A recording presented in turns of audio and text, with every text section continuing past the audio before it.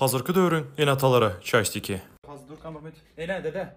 Ben pat sana bilen şöyle aileme gitsem bolamı? Sonra men gitsenim hakkım var oğlum. İbi. Şundayım adamçılık soraya dedim. Kanday vaspitin bol biçip sen oğlum. Pulun var mı oğlum? Akşam $1000 verentiniz ha, var şu yeter bana. Болупты, yaxшыраак кепел gel, hoş mu? Молодежь. Saat duşa. 90'cı yıllar. Ne? He? Beşer bilen geçik aileme çek botmuz dedemden. Hayır şurası şen yap berim. Hayın da öyümü borkalar net. Atandan sonra göremen hazır. Problem olmaz, hazır edemem.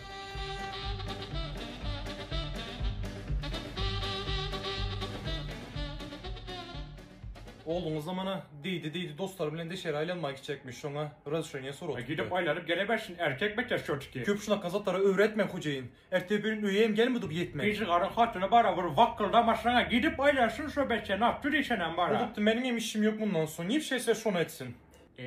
Sen hatını adam bolmuşsan bara. Yine hem o borkalar ettim. Soradınız mı dedemden? Ova soradım gitsin Ron saat 9'da uyda bolsun dedi. Yine saat 9'a yarım.